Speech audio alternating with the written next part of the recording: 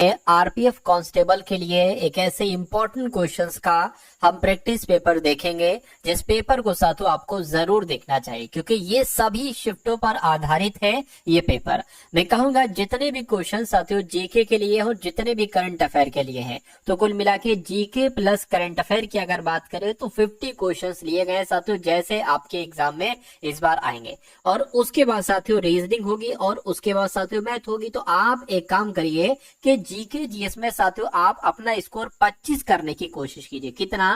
25 तो कम से कम करने की साथियों कोशिश कीजिए। अगर 25 करते हैं तो एग्जाम में आप 35 प्लस सही करोगे, ये भी समझ लीजिए। ठीक है, चलिए तो साथियों इस क्लास की शुरुआत करते हैं बहुत अच्छे अंदाज से। मैं कहूंगा इस क्लास को अगर आप लेते हैं तो आपका पेपर बहुत शानदार होगा, क्योंकि पिछली एनालिसिस के आधार पर है ये एक एक्सपेक्टेड क्लास आपके लिए है। चलिए तो पहला सवाल है, चरक संहिता किससे संबंधित है? ये सवाल पूछा जा चुका है। मैंने बताया था आपको, चा से चरक और चा से होता है चिकित्सा, यानी कि चरक संहिता किससे संबंधित हो जाएगी? तो चिकित्सा से संबंधित हो जाएगी। अगला सवाल देखिए कि निम्नलिखित में से किस शासक के दरबारी कवि हरिशरण थे? तो ये भी मैं आपको साथियों कई बार बता चुका हूं कि हरिशरण की अगर बात करें तो ये तो समुद्रगुप्त के दरबारी कवि थे। क्या ऐसे भी पूछा जा सकता है कि समुद्रगुप्त के दरबारी कवि का नाम क्या था? तो हरिशरण आपको बता देना है। अगला सवाल देखिए, निम्नलिखित में से किस शासक के दरबार में बहुत विद्वानों को नवरत्न के रूप में जाना जाता था या अलंकृत किया गया था? तो मैं कहूंगा चंद्रगुप्त द्वितीय के समय में ही साथियों इनके दरबार में नवरत्न थे। क्या नवरत्न साथियों इनके दरबार में थे? ये आपको यहाँ पर मालूम होना चाहिए। और चंद्रगुप्त द्वितीय की अगर बात करें तो इनको विक्रमादित्य की उपाधि दी गई थी। अगला सवाल कह रहे कि मोहम्मद गौरी किस वर्ष पृथ्वीराज तृतीय से पराजित हुए थे? तो ये साथियों 1191 में हुए थे। क्या 1191 में साथियों कौन सा युद्ध हुआ था इनके बीच? पानीपत का युद्ध हुआ था। क्या पानीपत का युद्ध कब हुआ था साथियों? 1191 में, जो मोहम्मद गौरी, ठीक है, मोहम्मद गौरी और पृथ्वीराज तृतीय के बीच हुआ था। अगला सवाल देखिए आपकी स्क्रीन पर, कह रहे कि मथुरा कला स्कूल कब अपने शिखर पर पहुंचा? तो कुषाण काल में साथियों अपने शिखर पर पहुंचा, ये भी आपको याद रखना है। उसके बाद देखिए, जब ईस्ट इंडिया कंपनी की स्थापना हुई तब भारत पर निम्नलिखित में से किसका शासन था? मुझे बताइए। अगर आपसे पूछा जाता ईस्ट इंडिया कंपनी की स्थापना कब हुई, तो 1600 में हुई।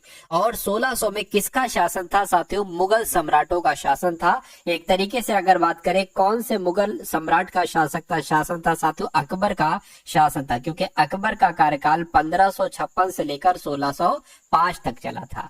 उसके बाद देखिए अगला सवाल कह रहे ताजमहल के सुलेखक या कैलीग्राफर भी कह सकते हैं, इन्होंने, ठीक है ना, इन्होंने एक तरीके से अगर बात करें इनका नाम पूछा जा रहा है, कौन ताजमहल के सुलेखक थे जिन्होंने 1648 ईस्वी में इसकी रचना और इसको पूरा किया था? तो मैं कहूंगा अमानत खान शिराजी आपका सवाल का जवाब हो जाएगा। बिल्कुल साथियों, ताजमहल के सुलेखक के कैलीग्राफर अमानत खान शिराजी थे। 1648 ईस्वी में इन्होंने इसकी रचना की और इसको पूरा किया था। उसके बाद देखिए अगला सवाल आपकी स्क्रीन पर है साथियों, देखिए और बताइए राइट आंसर क्या होगा।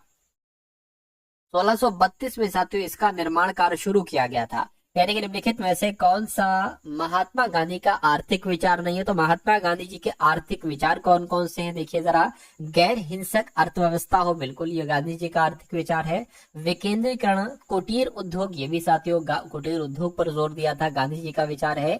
मशीनरी और नवीनतम तकनीक का अधिकतम उपयोग, ये गांधी जी ने ऐसा कुछ नहीं कहा था। गांव और गांव सूर्योदय का पुनर्जन्म, ये भी सही है। मैं कहूंगा कौन सा गांधी जी का आर्थिक विचार नहीं है? ऑप्शन नंबर सी वाला नहीं है। बंगाल के प्रथम गवर्नर जनरल का नाम साथियों क्या था? मुझे बताइए। तो बंगाल के प्रथम गवर्नर जनरल कौन थे साथियों? वॉरेन हेस्टिंग थे। और आपसे एक सवाल पूछा जाता है कि कलकत्ता में एक मदरसे की स्थापना हुई थी, तो कलकत्ते में मदरसे की स्थापना किसके समय में हुई थी? तो वॉरेन हेस्टिंग के समय में ही हुई थी। उसके अलावा अगर लॉर्ड लेटन की अगर बात करते हैं तो वर्नाक्यूलर प्रेस एक्ट लागू किया था किसने? तो लॉर्ड लेटन ने ही लागू किया था। उसके बाद देखिए, निम्नलिखित में से कौन सा अनुच्छेद अल्पसंख्यकों के हितों का संरक्षण करता है? साथियों मुझे यहाँ पर आप लोग बता दीजिए। चलिए देखिए, अल्पसंख्यकों के बारे में अनुच्छेद 2 कहते हैं, एक तो अनुच्छेद 29 कहता है और अनुच्छेद 30 कहता है। तो यहाँ पर अनुच्छेद 29 आया है, तो अनुच्छेद 29, अच्छा 30 भी आया है, तो 30 भी आया है, अनुच्छेद 29 भी आया है। लेकिन अगर बात करें अल्पसंख्यकों के हितों का संरक्षण के लिए कौन सा अनुच्छेद है, तो अनुच्छेद 29 आपको बता दें। क्या अनुच्छेद 29 आपको बता देना है, ठीक है ना। उसके अलावा 30 में कुछ कहा गया, जिसके मान लीजिए ये संस्थानों की कोई भी संस्थान है तो उनकी स्थापना वगैरह ये लोग कर पाएंगे, कोई अगर अल्पसंख्यक व्यक्ति चाहे, ठीक है, कि भाई कोई भी संस्थान किसी भी तरीके की स्थापना करना है तो उसका जिक्र जो किया गया है वो अनुच्छेद 30 में किया गया है। यानी कि अनुच्छेद 29 और 30 ये कहीं ना कहीं अल्पसंख्यकों से ही संबंधित है। अगला सवाल कह रहे कि भाषा के आधार पर राज्यों का पुनर्गठन किस वर्ष किया गया था, बताइए। तो भाषा के आधार पर राज्यों का पुनर्गठन साथियों किया गया था 1956 में। कब किया गया था? 1956 में किया गया था, ये आपको यहाँ पर मालूम होना चाहिए। और एक तरीके से अगर बात करें इसका पुनर्गठन आपसे कहा जा रहा है, अगर ये आ जाए आपके सामने कि राज्य पुनर्गठन आयोग का गठन कब किया गया था, राज्य पुनर्गठन आयोग का गठन साथियों 1953 में किया गया था, ठीक है। तो ये भी आपको मालूम होना चाहिए। अगला सवाल आपकी स्क्रीन पर कह रहे कि भारत के संविधान की प्रस्तावना को साथियों क्या कहा जाता है, मुझे बताइए। देखिए, अगर हम बात करें इसको इंग्लिश में क्या कहा जाता है, इसको साथियों इंग्लिश में प्रेम्बल कहा जाता है। क्या? इसको इंग्लिश में साथियों प्रेम्बल कहा जाता है, ठीक है, प्रेम्बल कहा जाता है। उसके अलावा साथियों इसको आमुख कहा जाता है। क्या कहा जाता है? आमुख कहा जाता है। तो आमुख कौन से ऑप्शन में है? ऑप्शन नंबर ए वाले में। तो इस प्रकार आपका जवाब जो होगा वो ऑप्शन नंबर ए हो जाएगा। उसके बाद देखिए, यानी कि भारतीय संविधान के अनुच्छेद 243 के बा के अधीन गठित ग्रामीण क्षेत्रों के लिए स्वयं सरकार की संस्था कौन सी है? तो कौन सी है साथियों? पंचायत है। आंसर आपका ऑप्शन नंबर बी हो जाएगा। उसके बाद देखिए, पंचायती राज व्यवस्था के तहत ग्राम सभा के सदस्य कौन है, बताइए। तो यहाँ पर आपको साथियों मालूम होना चाहिए कि गांव के सभी सदस्य जिनकी आयु 16 वर्ष से अधिक है या पंचायत क्षेत्र में मतदाता के रूप में पंजीकृत सभी वयस्क सदस्य। तो सबसे सटीक जवाब आपका जो जाएगा वो ऑप्शन नंबर सी के साथ जाएगा, ठीक है। ये आप लोग ध्यान कर लेंगे, आप लोग एक बार पढ़ लेंगे। उसके बाद देखिए, कह रहे कि किस ग्रह को लाल ग्रह को भी कहा जाता है। तो लाल ग्रह भाई साहब किसको कहा जाता है? मंगल ग्रह को कहा जाता है। जैसे कि नीला ग्रह किसे कहा जाता है? अपनी पृथ्वी को, ठीक है। अपनी पृथ्वी को क्या कहा जाता है? नीला ग्रह कहा जाता है अपनी पृथ्वी को। उसी प्रकार मंगल ग्रह को क्या कहा जाता है साथियों? लाल ग्रह कहा जाता है। अगला सवाल कह रहे सौर मंडल की उत्पत्ति से संबंधित इनमें से कौन सा सिद्धांत सही ढंग से मेल खाता है, ये आपसे कुल मिला के यहाँ पर पूछा जा रहा है, बताइए।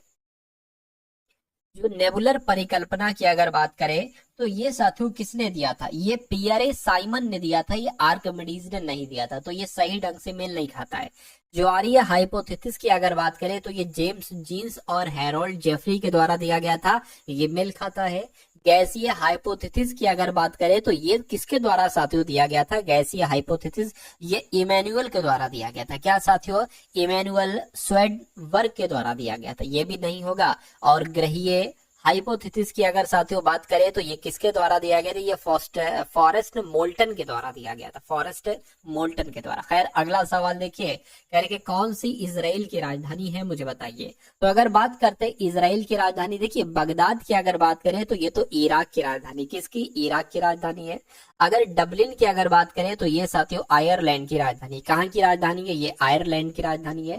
लेकिन जेरूसलम की अगर हम बात करते हैं तो ये साथियों इजराइल की राजधानी हो जाएगी। आंसर आपका ऑप्शन नंबर ए होगा। अगला सवाल कह रहे कि हवा में निम्नलिखित में से कौन सी गैस प्रधान रूप से विद्यमान होती है?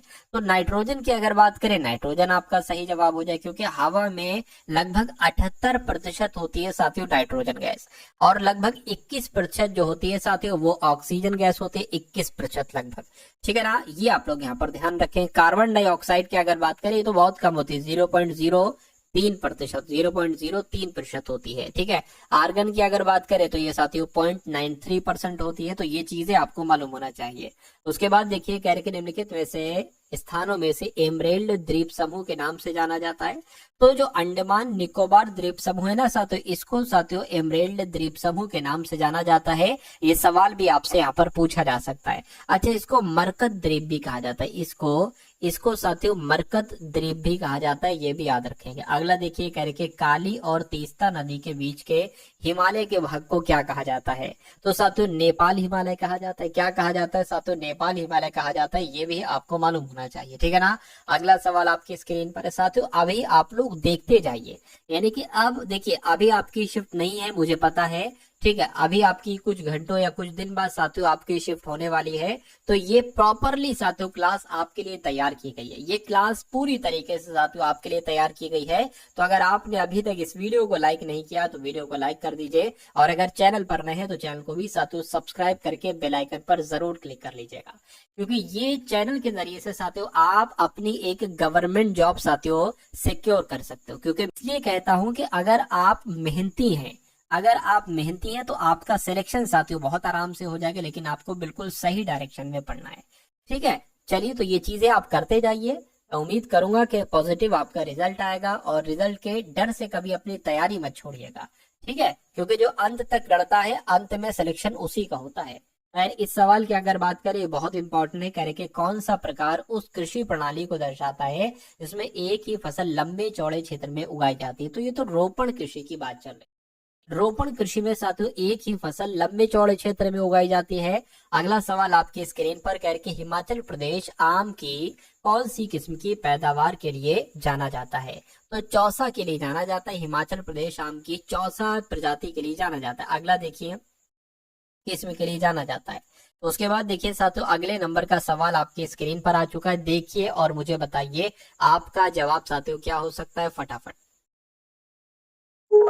इनमें से कौन सी रवि की फसल है? तो इनमें से रवि की अगर फसल की अगर बात करें, देखिए जो एक तरीके से यहाँ पर अगर बात करें, जो सरसों है ना, सरसों साथियों ये रवि की फसल हो जाएगी। क्या हो जाएगी साथियों? रवि की फसल हो जाएगी, आपको ध्यान रखना है। अगला सवाल आपकी स्क्रीन पर है, देखिए और बताइए सही जवाब क्या हो। कह रहे निम्नलिखित में से क्या को छोड़कर, किसको छोड़कर सभी खरीफ की फसलें? तो मैं कहूंगा मक्का खरीफ की फसल है, रागी खरीफ की फसल है, बाजरा खरीफ की फसल, लेकिन रवि ये गेहूं ये रवि की फसल है। ये साथियों एक तरीके से अगर बात करते हैं ये खरीफ की फसल नहीं है, तो नहीं है, तो ये आपका राइट आंसर हो जाएगा। उसके बाद देखिए निम्नलिखित में से कौन सा रोजगार प्राथमिक क्षेत्र से जुड़ा हुआ नहीं है? तो कौन सा रोजगार साथियों प्राथमिक क्षेत्र से जुड़ा हुआ नहीं है, ये आपसे पूछा जा रहा है। देखिए टोकरी बनाने वाला जो रोजगार है प्राथमिक क्षेत्र से जुड़ा है, माली का भी, कुम्हार का भी, लेकिन पुजारी की अगर बात करते हैं तो ये तो साथियों तृतीय क्षेत्र का रोजगार है। क्या ये तृतीय क्षेत्र का रोजगार है, ये प्राथमिक क्षेत्र का रोजगार नहीं है। उसके बाद देखिए अगला सवाल कह रहे कि निम्नलिखित में से कौन सा क्षेत्र भारत का सबसे बड़ा नियोक्ता है? तो सबसे बड़ा नियोक्ता जो है ना वो साथियों प्राथमिक क्षेत्र है। कौन सा क्षेत्र है? प्राथमिक क्षेत्र है, आपको मालूम होना चाहिए। ठीक है, अच्छा यहाँ पर अगर बात करें साथियों प्राथमिक क्षेत्र के अंतर्गत क्या क्या आता है, जैसे कि जो कृषि है ना, कृषि ये प्राथमिक क्षेत्र के अंतर्गत आ जाएगा। उसके अलावा जो पशुपालन है, पशुपालन भी साथियों प्राथमिक क्षेत्र के अंतर्गत आ जाएगा। जो वन उद्योग है ना, वन उद्योग ये भी प्राथमिक क्षेत्र के अंतर्गत आ जाएगा। और जो मत्स्य पालन है, ठीक है, मत्स्य पालन भी साथियों प्राथमिक क्षेत्र के अंतर्गत आ जाएगा। ये जानकारी भी आपको याद रखना है। उसके बाद देखिए करके नव विकसित दुनिया की सबसे छोटी एक्सरे लेजर पल्स द्वारा लिए गए समय की औसत अवधि क्या है, जो हमें धीमी गति में इलेक्ट्रॉनों के निरीक्षण करने की अनुमति देगी? तो यहाँ पर अगर साथियों बात करें 4382 सेकंड आपका यहाँ पर बिल्कुल सही जवाब हो जाएगा। ठीक है, चलिए उसके बाद देखिए अगला सवाल कह रहे सिंथेटिक फाइबर के संबंध में निम्नलिखित में से कौन सा कथन गलत है? तो सिंथेटिक फाइबर के संबंध में कौन सा कथन गलत है? प्राकृतिक फाइबर से सस्ता होता है, सही। प्राकृतिक फाइबर से सशक्त होता है, बिल्कुल सही। प्राकृतिक फाइबर से कम टिकाऊ होता है, ये नहीं सही है। तो कौन सा कथन गलत है? ऑप्शन नंबर सी वाला गलत है, ये आपका राइट आंसर हो जाएगा। उसके बाद देखिए अगला सवाल कहा जा रहा है कि किसके प्रयोग के जरिए धातु की उच्च शुद्धता प्राप्त की जा सकती है? तो यहाँ पर अगर बात करें साथियों विद्युत अपघटनी न्यूनीकरण के जरिए से धातु की उच्च शुद्धता प्राप्त की जा सकती है, ये आपको ध्यान रखना है। उसके बाद देखिए निम्नलिखित में से कौन सी धातु सबसे अधिक आघात वर्ध यानी कि मैलीएबल होती है? तो किसकी बात चल रही है साथियों? सोने और चांदी की बात चल रही है। सोने और चांदी जो धातु होती है सबसे अधिक आघात वर्ध होती है, आपको ध्यान रखना है। आंसर आपका डी हो जाएगा। अब उसके बाद देखिए साथियों 30 क्वेश्चंस हम लोगों ने देख लिए जीके जीएस के, और उसके बाद साथियों 20 क्वेश्चंस हम लोग देख लेते हैं करंट अफेयर के, क्योंकि आपके एग्जाम में साथियों लगभग 10 सवाल पूछे जा रहे हैं करंट अफेयर के, तो इसलिए इंपॉर्टेंट क्वेश्चन है ये पूरे के पूरे 20 सवाल, इनको भी आप लोग जरूर देखिएगा। कहने की हाल ही में एशियन यूथ और जूनियर वेट लिफ्टिंग चैंपियनशिप 2024 का आयोजन कहां पर किया गया था? तो साथियों कहां पर किया गया था? दोहा में किया गया था। राइट आंसर आपका ऑप्शन नंबर सी होगा। अगला देखिए कह रहे कि माइक्रोमैक्स ने किस देश की स्टोरेज चिप कंपनी से साझेदारी की है, तो मैं कहूंगा ताइवान के साथ साथियों साझेदारी की है। उसके बाद देखिए कह रहे कि भारतीय महिला टीम ने T20 इंटरनेशनल क्रिकेट इतिहास का अपना सबसे बड़ा स्कोर किस टीम के खिलाफ बनाया है, तो किस टीम के खिलाफ बनाया साथियों, वेस्ट इंडीज के खिलाफ बनाया है। उसके बाद देखिए कह रहे कि जारी वर्ल्ड हॉकी रैंकिंग में भारतीय पुरुष टीम कौन से स्थान पर रहा है, तो कौन से स्थान पर रहा है साथियों, 5वें स्थान पर रहा है। सही जवाब आपका ऑप्शन नंबर बी हो जाएगा। उसके बाद देखिए कह रहे कि बांग्लार बारी आवास योजना किस राज्य में शुरू की गई, यह क्वेश्चन बहुत इंपॉर्टेंट है, आपको याद रखना है। तो पश्चिम बंगाल में साथियों ये योजना शुरू की गई है, बांग्लार बारी आवास योजना इस योजना का नाम है। उसके बाद देखिए भारत ने युग युगीन भारत राष्ट्रीय संग्रहालय की स्थापना के लिए किस देश के साथ साझेदारी की है, तो किस देश के साथ साझेदारी की है साथियों, फ्रांस के साथ साझेदारी की है। सही जवाब आपका जो जाएगा वो ऑप्शन नंबर बी के साथ जाएगा।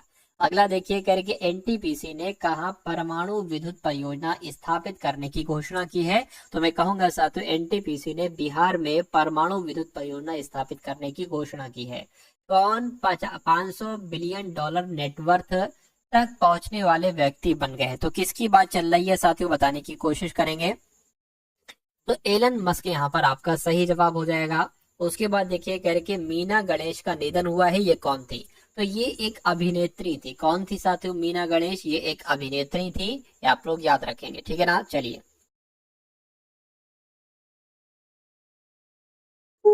उसके बाद देखिए अगला सवाल कह रहे कि एशियाई रॉल बॉल चैंपियनशिप का आयोजन कहां पर किया जा रहा है, तो साथियों कहां पर किया जा रहा है, गोवा में किया जा रहा है, ये भी आपको यहाँ पर मालूम होना चाहिए। उसके बाद देखिए अगला सवाल कह रहे कि कहां 200 एकड़ में भारत की सबसे बड़ी एआई सिटी बनाई जाएगी, तो कहां पर साथियों बनाई जाएगी, हैदराबाद में बनाई जाएगी। यानी कि 200 एकड़ में भारत की सबसे बड़ी एआई सिटी जो बनाई जाएगी वो हैदराबाद में बनाई जाएगी। उसके बाद देखिए विश्व पैरा एथलेटिक्स चैंपियनशिप 2025 की मेजबानी कौन सा देश करेगा, तो अपना भारत करेगा। अपना भारत ही विश्व पैरा एथलेटिक्स चैंपियनशिप 2025 की मेजबानी करेगा।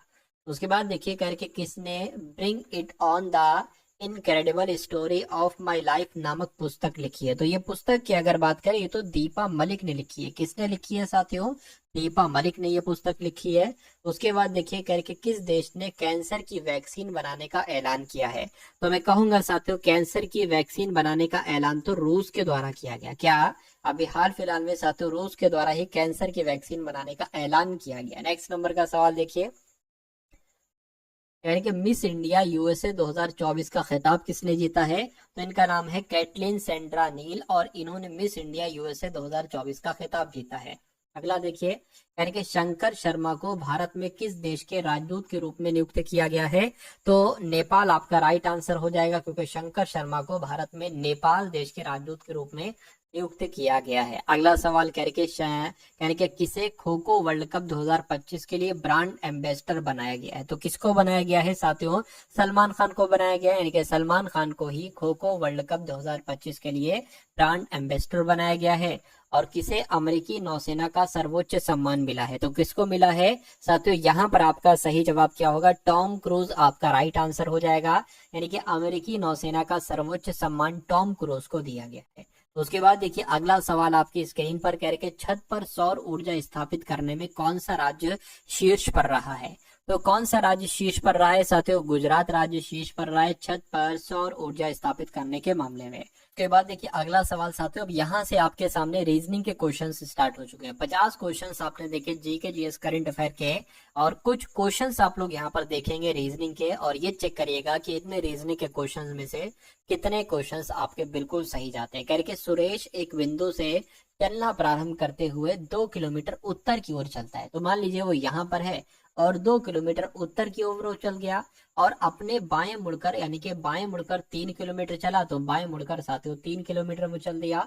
यानी कि वह पुनः अपने बाएं मुड़ता है और 2 किलोमीटर चलता है, फिर से वो बाएं मुड़ता है और 2 किलोमीटर चलता है, वो अब यहाँ पर आ गया है। यानी कि वो अपने प्रारंभिक स्थान से कितनी दूरी, प्रारंभिक स्थान उसका ये था, तो यहाँ से लेकर यहाँ तक की दूरी क्या होगी, तो जब ये 3 किलोमीटर होगी तो ये भी साथियों 3 किलोमीटर होगी, यानी कि वो अपने प्रारंभिक बिंदु से 3 किलोमीटर की दूरी पर ही होगा।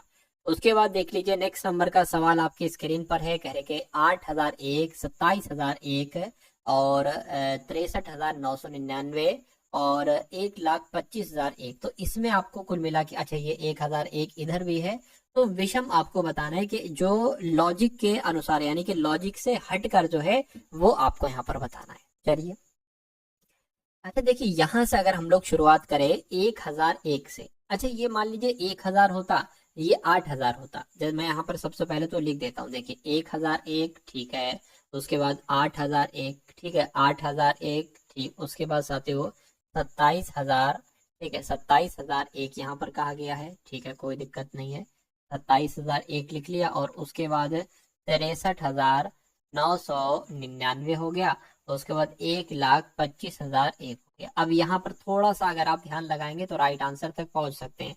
अगर हम इसको 1,000 माने तो ये तो 10 का क्यूब हो जाएगा, अगर हम इसको 8,000 माने तो ये साथियों 20 का क्यूब हो जाएगा, ठीक है। अगर हम साथियों इसको अगर 30 का क्यूब मान ले तो ये 27,000 हो जाएगा। अच्छा इसकी अगर बात करें, अब यहाँ पर देखिए क्या, अगर हम इसमें +1 कर दें, मतलब 10 का क्यूब 1,000 +1 तो 1,001 हो गया, इसमें भी हमें +1 करना पड़ेगा, इसमें भी हमें +1 करना पड़ेगा। लेकिन अगर 10 20 30 अगर हम यहाँ पर 40 लिखते हैं, और 40 का क्यूब जो होता है ना वो 64,000 होता है, 64,000। लेकिन यहाँ पर एक घटाया गया है, एक घटाया गया है, तो ये आया है 63,999, ठीक है। उसी प्रकार यहाँ पर साथियों हम किसका लगाएंगे, 50 का क्यूब लगाएंगे, लेकिन यहाँ पर हमें एक बढ़ाना होगा। तो इन सब में आप देख पा रहे होगे, सब में बढ़ाया गया है लेकिन इसमें घटाया गया है एक। तो विषम को ढूंढिए, विषम को हमने ढूंढ लिया, 63,999, ये क्या है, ये विषम ही तो है, विषम है, तो यही आपका राइट आंसर हो जाए, ठीक है ना। चलिए अब उसके बाद देखिए अगला सवाल, यानी कि कथन आपके सामने साथियों और अनुमान आपके सामने। पहला अनुमान है और दूसरा अनुमान है, आपसे पूछा जा रहा है कौन सा अनुमान सही है, कौन सा अनुमान गलत है। तो कह रहे हैं कि कथन में कह रहे हैं कि तकनीकी अधिकतर दिन प्रतिदिन के क्रियाकलापों को आसान बना देती है। ये तो बात सही है, टेक्नोलॉजी जो है जो हमारे रोजमर्रा के कामों को आसान बना दे रही है। अनुमान देखिए अब इसमें से कौन सा अनुमान सही है, यानी कि तकनीकी मनुष्य के लिए वरदान है, ये बात तो बिल्कुल सही है, तकनीकी टेक्नोलॉजी जो है ये मनुष्य के लिए वरदान है। मनुष्य जीवन जीने के परंपरागत तरीकों की तुलना में तकनीकी पर अधिक निर्भर है। तो देखिए अब यहाँ पर एक बात कह दी गई है, यानी कि जो मनुष्य जीवन जीने के परंपरागत तरीकों की तुलना में तकनीकी पर, ऐसा नहीं भाई कुछ काम वो परंपरागत तरीकों से भी कर रहा है, ठीक है। तो जो की त्यों एक बात कह दी गई है, तो ये साथियों सही नहीं है। तो केवल एक अनुमान आपका जो होगा वो स्पष्ट हो जाए, क्योंकि ये सवाल पूछा गया था। तो आंसर शीट के अकॉर्डिंग अगर बात करें तो साथियों इसका आंसर केवल अनुमान एक स्पष्ट है, ये था, ठीक है। क्योंकि यहाँ पर एक बात बताई गई है, तकनीकी अधिकतर दिन प्रतिदिन के क्रियाकलापों को आसान बना देती है। यहाँ पर ये अनुमान नहीं लगाया जा सकता, पहला वाला लग रहा है। उसके बाद देखिए अगला सवाल आपकी स्क्रीन पर कह रहे कि इनमें से कौन सा चित्र इस संबंध को दर्शाता है, फर्नीचर प्लास्टिक लकड़ी। देखिए लकड़ी जो होती है ना, लकड़ी साथियों, ठीक है, और ये फर्नीचर एक तरीके से प्लास्टिक अलग हो जाएगा, तो प्लास्टिक तो भाई साहब ये अलग हो जाएगा, लेकिन जो फर्नीचर है, अब देखिए मान लीजिए ये फर्नीचर हो गया, ये फर्नीचर हो गया, और ये लकड़ी हो गया। कैसे, सभी फर्नीचर लकड़ी के थोड़ी ना होते भाई, या 100% फर्नीचर लकड़ी के होते नहीं, तो हम कुछ मान लेते हैं, तो इस टाइप का कुछ बनेगा। और इस टाइप का कहां पर है साथियों, ऑप्शन नंबर डी वाले में, तो ये आपका राइट आंसर। अगला सवाल देखिए, यानी कि क्या अन्य देशों की तुलना में भारत में गरीबी बदतर है। अब तर्क आपको पढ़ना और बताने कौन सा तर्क प्रबल है, यानी कि अन्य देशों की तुलना में भारत में गरीबी बदतर है। हाँ गरीबी मौजूद है, लेकिन इसे स्थायी रूप से समाप्त नहीं किया जा सकता। क्यों नहीं किया जा सकता, ऐसा कौन सा काम है साथियों जो किया नहीं जा सकता, तो ये गलत हो जाएगा। कह रहे कि नहीं, भारत की अपेक्षाकृत अफ्रीकी देश अधिक गरीब हैं। अच्छा यहाँ पर अगर बात करें अन्य देशों की तुलना में भारत में गरीबी बदतर है, नहीं, कह रहे कि नहीं, गरीबी बदतर नहीं है अन्य देशों की तुलना में। क्यों, कहेंगे नहीं, क्यों, क्योंकि भारत की अपेक्षा अफ्रीकी देश अधिक गरीब है। ये बिल्कुल साथियों सही हो जाएगा, यानी कि ये प्रबल है। यानी कि इसके तर्क की अगर बात करें तो तर्क 2 वाला आपका जो होगा वो साथियों बिल्कुल सही हो जाएगा। और जिनका भी आंसर ऑप्शन नंबर बी के साथ है, तो मैं कहूंगा आंसर आपका बिल्कुल करेक्ट भाई, बहुत बढ़िया, वेरी गुड क्लास। चलिए अब उसके बाद देखिए अगला सवाल आपकी स्क्रीन पर है। इस सवाल की अगर बात करें, इस सवाल को देखिए और बताइए राइट आंसर क्या करेंगे। 30 मीटर उत्तर जाने के बाद टीलू दाहिने मुड़ती है और 10 मीटर और जाती है, तब वह अपने दाहिने मुड़ती है और 15 मीटर चलती है। वो प्रारंभिक बिंदु से किस दिशा में है बताइए।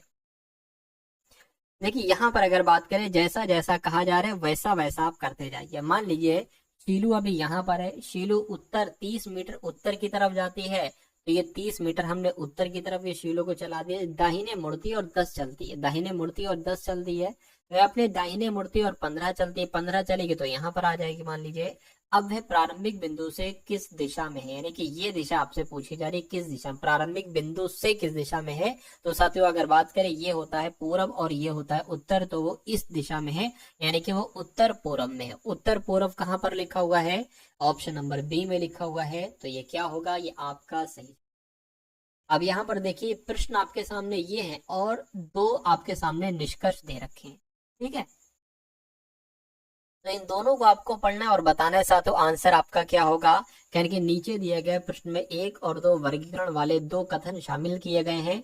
ये बताएं कि कथन में दिए गए आंकड़े प्रश्न के उत्तर देने, अच्छा प्रश्न के उत्तर देने के लिए पर्याप्त हैं। दोनों कथनों को पढ़िए और सही उत्तर का विकल्प करिए। कह रहे 35 छात्रों के वर्ग में सबसे ऊपर से पंडियान का क्या नंबर है। अच्छा कोई पंडियान कोई होगा, ठीक है, तो उसका क्या नंबर है, और 35 छात्रों का वर्ग है पूरा, तो ऊपर से पंडियान का क्या नंबर है, ठीक है। अब किसकी किसकी सहायता से साथियों ये जवाब आप दे सकते हैं। कह रहे दिनेश के ऊपर 5वीं रैंक वाला कार्तिक के नीचे से 13वीं रैंक वाला है, ठीक है, दिनेश के ऊपर 5वीं रैंक वाला, ठीक है।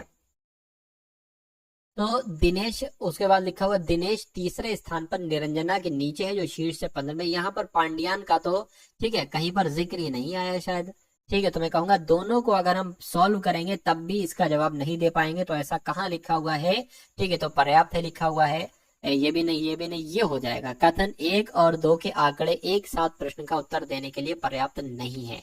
अब नहीं है तो ये आपका राइट आंसर। अगला देखिए, कह रहे कि भगोड़ा का संबंध शरणार्थी से है, क्या भगोड़े का संबंध शरणार्थी से है, तो निर्वासन का संबंध साथियों किससे होगा बताइए। ठीक है, यहाँ पर भगोड़े का विलोम होता है शरणार्थी, क्या भगोड़े का विलोम होता है शरणार्थी, तो उसी प्रकार साथियों निर्वासन का विलोम क्या हो जाएगा, तो निर्वासन का विलोम क्या हो जाएगा साथियों, प्रत्यार्पण हो जाएगा। क्या हो जाएगा, प्रत्यार्पण हो जाएगा। और प्रत्यार्पण कहाँ पर लिखा हुआ है, ऑप्शन नंबर ए में लिखा हुआ है। उसके बाद देखिए अगले नंबर का सवाल, कह रहे कि एक निश्चित कोड भाषा में, ठीक है, ये क्या लिखा हुआ है, एजुकेशन, एजुकेशन को NLBIFXLO लिखा जा सकता है। तो आपको बताना है साथियों ब्रॉडबैंड को क्या लिखा जा सकता है बताइए। अब यहाँ पर अगर बात करें ना, देखिए अब आपको ये देखना है कि आखिर कितना कितना, जैसे ये E5 पर होता है, ये 14 हो गया है, तो मैं कहूंगा कितना पड़ा है, 5 से 9 हुआ है, यानी 5 से 14 हुआ है, यानी कि 9 बढ़ाया गया है, ठीक है। E4 पर होता है, N किस पर होता है, N आपका 12 पर होता है, तो यहाँ पर कितना बड़ा है, 8 बड़ा है, ठीक है। U21 पर होता है, ये B हो गया। देखिए अब U से 26 होगा तो 5 हो जाएगा, और A और B 2, यानी कि साथियों यहाँ पर 7 बड़ा है, तो ये तो नंबरिंग चल रही है 9 8 7 की। अच्छा यहाँ पर अगर हम थोड़ा सा कोशिश करके देखें, जैसे अगर इसमें हम 9 बढ़ाते हैं तो कितना हो जाएगा, K आ जाएगा यहाँ पर। अगर हम इसमें 8 बढ़ाते हैं तो कितना हो जाएगा साथियों, Z हो जाएगा, ठीक है, यानी कि KZ एक तो यहाँ पर है, यहाँ पर है, यहाँ पर है। इसमें O में 7 बढ़ाएंगे, ठीक है, तो कितना हो जाएगा साथियों, V आ जाएगा। तो कुल मिला के अगर बात करें KZV यहाँ पर भी है, यहाँ पर भी है, तो आप एक काम करो, देखिए इसमें 6 बढ़ेगा और फिर इसमें कितना 5 बढ़ेगा, तो आप इसमें 5 बढ़ाकर देख लो कितना आ जाएगा ठीक है ना, इसमें 5 बढ़ाकर साथियों देख लो, एक बार चेक कर लेते हैं हम। देखिए ये C है, C से यहाँ पर हुआ है क्या, I हुआ है, तो C होता है 3 पर और I किस पर होता है, I होता है 9 पर, यानी कि यहाँ पर कुल मिला के 6 बड़ा है। उसी प्रकार A है, A से क्या हुआ, F हुआ, यानी कि यहाँ पर साथियों कितना बड़ा है यहाँ पर तो साथियों फिर 4 बड़ा है आपका, ठीक है ना। तो इसमें साथियों कितना हम बढ़ा देंगे, इसमें साथियों 5 बढ़ेगा तो I आ जाएगा, I इसमें है साथियों, इसमें नहीं है। तो मैं कहूंगा ये सवाल का जवाब अगर आपका है ऑप्शन नंबर C तो बिल्कुल करेक्ट है। अब उसके बाद देखिए साथियों अगले नंबर का सवाल आपकी स्क्रीन पर है। इस सवाल को देखिए, करके रोहित श्यामा का पति है, कला और माला बहने, कला और माला, ठीक है, बहनें हैं। कला श्यामा की बहन है, माला रोहित से कैसे संबंधित है। तो जो जो कहा जा रहा है वो साथियों आप लोग करते जाइए। कह रहे कि रोहित श्यामा का पति है, तो जो रोहित है ना, रोहित साथियों, ये रोहित जो है ये साथियों श्यामा का पति है, तो ये दोनों आपस में पति पत्नी हो गए। उसके बाद कह रहे हैं कि कला और माला बहनें हैं, कला और माला बहनें हैं लिखा हुआ है। तो कला और माला बहनें हैं और कला श्यामा की बहन है, यानी कि श्यामा की बहन कौन है साथियों, कला है। और यहाँ पर कहा गया है कि कला और माला बहन है, तो कला और माला बहनें हो जाएंगी, यानी कि ये तीनों आपस में बहनें हो जाएंगी और ये श्यामा का पति हो जाएगा। यानी कि माला रोहित से कैसे संबंधित है, रोहित क्या कहेगा माला को, तो रोहित तो क्या कहेगा भाई, रोहित की कौन हुई है माला, तो पत्नी की बहन हुई। पत्नी की बहन को क्या कहा जाता है, साली कहा जाता है। इस सभी का जिनका भी आंसर ऑप्शन नंबर सी है तो बिल्कुल करेक्ट है। अगला सवाल देखिए, इस सवाल की अगर बात करें साथियों, इस सवाल को देखिए और बताइए राइट आंसर क्या होगा। कहने के यहाँ पर साथियों ई एफ है, उसके बाद एच आई है, के एल है और एन ओ है। उसके बाद आपको बताना है क्या है। देखिए ये ई से एच हुआ है, एच से के हुआ है, मतलब तीन तीन बढ़ रहा है, ठीक। फिर के से एन हुआ है, एन से में तीन बढ़ाओगे तो कितना आ जाएगा, क्यू आ जाएगा। क्यू सिर्फ और सिर्फ ऑप्शन नंबर डी वाले में है और इसमें मेरे ख्याल से तीन तीन तीन बढ़ रहा है, तो जिनका आंसर डी है तो बिल्कुल सही होगा। उसके बाद देखिए अगला सवाल, यानी कि जैसे वाई वी यू से, ठीक है, मतलब ओ एन एम से जैसे जे एच जी बनाया गया, वैसे वाई वी यू से क्या बनाए जा सकते हैं, कौन से तीन लेटर यहाँ पर बनेंगे साथियों बताइए। अच्छा देखिए यहाँ पर अगर बात करें ओ से जे हुआ है, यानी कि 5 घटाया गया है, 14 से 8 हो गया है, ठीक है, तो यहाँ पर कितना घटाया गया है, 6 घटाया गया है। और 13 से ये हो गया, कितना घटाया गया है, 7 घटाया गया है। तो इसमें सबसे पहले कितना घटाया गया, 15 से यानी कि 5 घटाया गया, और 14 से ये हो गया है तो कितना घटाया गया, 6 घटाया गया, और 13 से ये हो गया है तो सातवीं, जब भी तो 6 ही घटाया गया ना।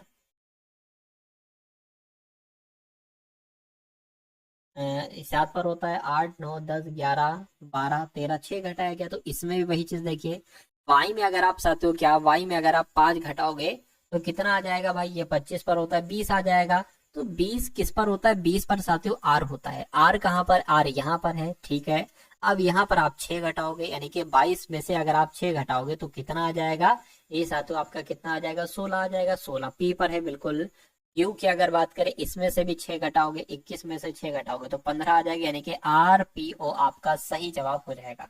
उसके बाद देखिए अगला सवाल कह रहे कि जैसे निश्चित कोड, जिस निश्चित कोड भाषा में इंडिया को L Q G L D लिखा गया है, कोरिया को क्या लिखा जा सकता है साथियों बताइए। देखिए यहाँ पर अगर हम लोग साथियों बात करें तो जैसे कि ये आई 9 पर होता है, ये एल हो गया, यानी कि 3 बड़ा है, 3 बढ़ाया गया है। एन 14 पर होता है, ये क्यू हो गया, यहाँ पर भी 3 बढ़ाया गया है। और डी 4 पर होता है, ये यहाँ पर कितना बढ़ाया गया, यहाँ पर भी साथियों, यहाँ पर, ठीक है, डी से जी हुआ है, यानी कि वही 3 बढ़ाया गया यहाँ पर भी, ठीक है ना। चलिए उसके बाद अगर यहाँ पर हम लोग बात करते हैं साथियों, a b plus a plus a plus i है, आई 9 पर होता है, एल हो गया है। यहाँ पर अगर बात करें तो कितना बढ़ाया गया है, आई 9 पर होता है, एल 12 पर होता है, 3 बढ़ाया गया, और ए से डी हुआ है, जब भी 3 बढ़ाया गया तो इसमें भी साथियों 3, ठीक है। देखिए के है, के में अगर आप 3 बढ़ाओगे तो मैं कहूंगा कितना आ जाएगा साथियों, 14, यानी कि एन आ जाएगा। इसमें 3 बढ़ाओगे तो आर आ जाएगा। एन आर कहाँ पर है, यहाँ पर, यहाँ पर, यहाँ पर है। और यहाँ पर आर है, इसमें 3 बढ़ाओगे तो यू आ जाएगा, इसमें 3 बढ़ाओगे एच, और इसमें 3 बढ़ाओगे डी आ जाएगा। तो ये कहाँ पर लिखा हुआ है, N R U H D, ये तो ऑप्शन नंबर डी में लिखा हुआ है। तो जिनका आंसर यहाँ पर ऑप्शन नंबर डी है तो बिल्कुल करेक्ट हो जाएगा। अगला सवाल आपकी स्क्रीन पर है साथियों, देखिए इस सवाल को और बताइए राइट आंसर। कहने के कैपिटल टोक्यो न्यूयॉर्क के बीच आपस में जो संबंध है वो दर बताना है, आरेख बनाना है, मतलब कुल मिला के। देखिए ये कैपिटल टोक्यो, अगर टोक्यो की अगर बात करें तो ये जापान की राजधानी है। क्या साथियों, टोक्यो की अगर हम बात करते हैं ना तो ये साथियों जापान की राजधानी हो जाएगी, ठीक है। अच्छा ये एक राजधानी ही तो है जो टोक्यो है ना, तो टोक्यो क्या है साथियों, टोक्यो एक राजधानी है, बिल्कुल राजधानी है। तो मैं ऐसे कर दूं कि अगर साथियों ये कैपिटल हो गई, क्या हो गई, ये कैपिटल हो गई, और कैपिटल के अंदर साथियों क्या, ये टोक्यो हो गई, क्योंकि ये एक राजधानी है किसी देश की। लेकिन न्यूयॉर्क एक अलग, न्यूयॉर्क की अगर बात करें, न्यूयॉर्क अमेरिका का शहर है। तो कुछ ऐसा आरेख कहाँ पर बना हुआ है, ऐसा आरेख ऑप्शन नंबर डी में बना हुआ है। तो ये क्या होगा, यही तो आपका राइट आंसर हो जाएगा। उसके बाद देखिए साथियों, यहाँ से अगर बात करें तो आपके सामने मैथ के क्वेश्चन स्टार्ट हो चुके हैं। तो इन मैथ के भी सवालों को आप लोग एक बार देख लीजिए, एक नजर देख लीजिए, ठीक है। तो 4,000 रुपए पर 6 महीने के लिए। अब ये सवाल थोड़ा सा अच्छे लेवल का है, ठीक है। 4,000 रुपए पर 6 महीनों के लिए, क्योंकि 6 महीने इसमें आ गया, वैसे वार्षिक लिखा होता है नॉर्मल। तो 6 महीनों के लिए 12% की वर्ष ब्याज दर से के हिसाब से त्रैमासिक रूप से संयोजित होने वाला ब्याज आपको बताना है, साधारण ब्याज आपको बताना है। देखिए मूलधन की अगर बात करें, मूलधन कितना है साथियों, 4,000 है। अब यहाँ पर अगर बात करें साथियों, समय की बात की गई, 6 महीने की बात की गई है, और 6 महीने की यहाँ पर कुल मिला के जो है वो बात की गई, ठीक है। और दर कितनी है साथियों, दर वैसे अगर बात करें तो 12% है, ठीक है। लेकिन 12% है तो त्रैमासिक रूप से संयोजित करना है, तो इसमें अगर त्रैमासिक रूप से करेंगे, ठीक है, या मान लीजिए समय की अगर बात करें, समय आपके पास 6 माह है, तो इसको अगर त्रैमासिक करेंगे यानी कि 3 माह के इसमें 2 भाग निकल पाएंगे, तो कुल मिला के साथियों आपका क्या 2 तिमाहियां इसमें निकल आएंगे, क्या 2 तिमाहियां इसमें निकल आ जाएंगी, ठीक है। और यहाँ पर अगर बात करें साथियों, दर कितनी हो जाएगी, इसको अगर आप करोगे ना, तो इसमें साथियों आपकी एक तरीके से बात करें तो 3% त्रैमासिक निकल आएगी, 3% क्या निकल आएगी साथियों, त्रैमासिक निकल आएगी। यानी कि अब साथियों दर की जगह पर 3% और समय की जगह पर दो आपको लिखना है, और वही वाला सूत्र लगा दीजिए, ए बराबर P1+R/, ये वाला लगा दीजिए, ये वाला, ठीक है। चलिए, तो ए सबसे पहले ज्ञात कर लेना, फिर ए माइनस पी करके ब्याज ज्ञात कर लेंगे। तो साथियों पी कितना है, 4,000 पी है, और 1+R कितना है साथियों, आर आपका 3% हो जाएगा, 3 हो जाएगा, बटे में 100 हो जाएगा, और टी कितना है साथियों 2 है। अब यहाँ पर आपको साथियों समझ में आ गया है, यहाँ तक आपकी समझ में आ चुका है, तो बहुत अच्छी बात है। चलिए अब साथियों इसको आपको क्या करना है, इसको आपको साथियों खाली कैलकुलेट करना है, ठीक है ना। इसको क्या करना है साथियों, खाली कैलकुलेट करना है, कैलकुलेट कर लेंगे और आपका आंसर जो है ना वो साथियों आपके सामने आ जाएगा। चलिए कोई दिक्कत नहीं है। देखिए अब यहाँ पर अगर बात करें 100 एकम 100 और 3 103, यानी कि 103/100 पावर 2 है ना, तो 103/2 ये 2 बार लिख देंगे, और गुणा में क्या है साथियों 4,000 है। अब इसको कैलकुलेट कर लीजिए, 2 0 से 2 0, इस 1 0 से ये 1 0 कैंसिल हो जाएगा। अब मैं आपको गुणा करके बता देता हूँ, ठीक है। इसे यहाँ पर जो जो लिखना है वो मैं यहाँ पर मैंने लिख दिया, और बटे में क्या है, बटे में 10 है, ये आपका ए है। अब कैलकुलेटर का यूज मैं कर सकता हूँ, बताइए भाई, मैं यहाँ पर साथियों कैलकुलेटर का यूज कर सकता हूँ या नहीं कर सकता हूँ, ठीक है। कर लेता हूँ समय बचाने के लिए। कर तो आप भी लोगे, आपको क्या करना है साथियों, आपको करना है भाई 103 गुणा 103 से, और फिर 4 से गुणा करोगे, जो आएगा 1 नंबर के बाद पॉइंट लगा देना। मैं कैलकुलेटर का यूज कर लेता हूँ, ठीक है। 103 गुणा 4 हो गया, और इसको भाग कराओगे साथियों किससे, ठीक, भाग अगर 10 से कराओगे तो आपके सामने ए कितना आ जाएगा पता आपको, ठीक है, 42,436 ठीक है, सॉरी 4,243.6, ये ए आ जाएगा। अब साधारण ब्याज आपको ज्ञात करना है, ये क्या होता है, ए माइनस पी होता है। तो ए कितना है साथ, इतना है, पी कितना है 4,000 है, तो इसमें से 4,000 आप माइनस कर दीजिए। 4,000 माइनस कर देते, क्या दिक्कत है साथियों, यानी कि 243 बचेगा। तो 243.6 कहाँ पर लिखा हुआ है, ऑप्शन नंबर साथियों, ऑप्शन नंबर बी में लिखा हुआ है। तो जिनका भी साथियों आंसर यहाँ पर ऑप्शन नंबर बी है, तो मैं कहूंगा आंसर आपका बिल्कुल करेक्ट हो जाएगा भाई, बहुत बढ़िया, वेरी गुड क्लास। चलिए अब उसके बाद देखिए अगले नंबर का सवाल आपकी स्क्रीन पर है, इस सवाल को देख लीजिए और साथियों मुझे बता दीजिए कि आंसर आपका क्या हो सकता है। चलिए तो देखिए इसमें साथियों क्या है, कहने कि यदि एक संख्या का 20% जो है ना वो 50 है। अगर कोई मान लीजिए कोई भी संख्या है, मान लीजिए वो संख्या x है, इस संख्या का 20% जो है वो 50 है, तो उस संख्या का 87.5% क्या होगा। तो सबसे पहले तो साथियों क्या, ये संख्या ज्ञात कीजिए। ये संख्या ज्ञात करेंगे तो 100 की गुणा 50 से हो जाएगी, यानी कि ये 50,000 हो जाएगा, और इसकी भाग हो जाएगी साथियों 20 से, ठीक है। तो इस जीरो से ये जीरो कैंसिल हो जाएगा, यानी कि x बराबर क्या आ जाएगा साथियों 250 आ जाएगा। तो यानी कि उस संख्या का 87.5 क्या होगा, यानी कि 250 का 87.5%। देख लीजिए साथियों कितना निकल सकता है, तो 50 पंजे और 50 दूना, ये कट हो गया, इससे कट करोगे इसको साथियों ये आपका 2.5 आ जाएगा। यानी कि अब आपको 87.5 गुणा 2.5, ठीक है, इसकी गुणा करा लेना है और बस साथियों आंसर जो होगा वो आंसर आपके सामने आ जाएगा। तो मैं कैलकुलेटर का यूज कर लेता हूँ, 87.5 गुणा 2.5, इसको करेंगे तो 218.78 आएगा। और ऐसा कहाँ पर लिखा हुआ है साथियों? ऐसा ऑप्शन नंबर डी में लिखा हुआ है। तो जिनका आंसर यहाँ पर ऑप्शन नंबर डी है, मैं कहूंगा आंसर आपका बिल्कुल करेक्ट हो जाएगा भाई। बहुत बढ़िया, वेरी गुड क्लास। उसके बाद देखिए अगला सवाल। इस सवाल की अगर बात करें, कह रहे कि 3 अंकों की ऐसी संख्या कितनी संख्या होगी? 3 अंकों की ऐसी कितनी संख्या होगी जिन्हें 5 से 6 से 7 से 8 से विभाजित किया जाए तो प्रत्येक का शेषफल 3 होगा। तो सबसे पहले साथियों हमें क्या, 5, हमें 6 और 7 और 8 का एलसीएम हमें ज्ञात करना होगा। तो फिर हमें एक ऐसी संख्या मिल जाएगी जो 5, 7, 6, 7, 8 से विभाजित हो सकती है। तो साथियों सबसे पहले 2 से कट करें तो 5 ऐसे लिख दोगे, 3 आ जाएगा, 7 और 4 आ जाएगा। 2 से कट करें 5 आ जाएगा, 3 आ जाएगा, 7 आ जाएगा, 2 आ जाएगा। फिर एक बार और 2 चाहिए होगा, ये भी कट हो जाएगा। फिर 3 चाहिए होगा, ये कट हो जाएगा। फिर 5 चाहिए होगा, ये कट हो जाएगा। 7 चाहिए होगा, ये कट हो जाएगा। 2 दूना 4, 4 दूना 8, 8 कम 8, 8 16, 8 8 3 24, ठीक है। तो 24 की गुणा आपको किससे कराना है? 7 पंजे 35 से है। तो इसको कैलकुलेट करा लीजिए साथियों। 5 चौक 20 हो जाएगा, 5 दूना 10 और 12 आ जाएगा यहाँ पर। 4 तिया 12 आपका आ जाएगा, ठीक है। 3 दूना 6 और 1 7 आ जाएगा। तो यहाँ पर अगर बात करें साथियों हम लोग 0 4 8 यानी कि 840 एक ऐसा नंबर है जो इन सभी नंबर से विभाजित हो जाएगा। लेकिन 3 शेषफल बचता है तो इसमें 3 प्लस करना पड़ेगा, यानी कि 843 अब हो जाएगा। तो 843 एक ऐसा नंबर है जो 5, 6, 7, 8 से विभाजित करोगे तो प्रत्येक का शेषफल 3 होगा। तो 3 अंकों की हमें संख्या प्राप्त होगी। और ऐसी कितनी संख्या होगी भाई साहब? ऐसी एक मात्र इकलौती यही संख्या होगी। तो मैं कहूंगा एक ही संख्या होगी ऐसी। तो आंसर आपका जो जाएगा वो ऑप्शन नंबर ए के साथ जाएगा भाई। बहुत बढ़िया, वेरी गुड क्लास। चलिए उसके बाद देख लीजिए साथियों, नेक्स्ट नंबर का सवाल आपकी स्क्रीन पर है। इस सवाल को थोड़ा सा आप ट्राई करके देखिए साथियों और मुझे बताइए कि आपका राइट आंसर यहाँ पर क्या हो सकता है। चलिए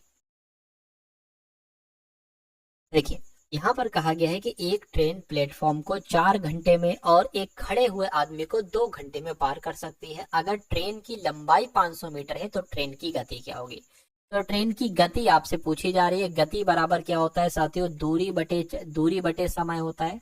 दूरी बटे समय होता है साथियों। अब यहाँ पर दूरी की अगर बात करें तो ये क्या है? ये ट्रेन की लंबाई है तो ये दूरी हो जाएगी, ठीक है। यानी कि 500 मीटर है तो साथियों ये क्या, अगर हम किलोमीटर में निकालें तो 0.5 यहाँ पर आ जाएगा। तो 0.5 दूरी हो गई। समय की अगर बात करें तो समय साथियों, ठीक है, ये आपका समय कितना, 2 घंटे हो जाएगा। तो इसको आपको कैलकुलेट करना है। पॉइंट हटाओगे 0 बढ़ जाएगा, यानी कि 1/4 आ जाएगा।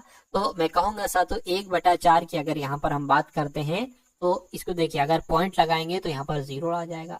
4 दूना 8 हो गया। अब 2 बचा, पॉइंट लगाएंगे 0 बढ़ाएंगे, 4 पंजे कितना, 4 पंजे 20 आपका हो जाएगा।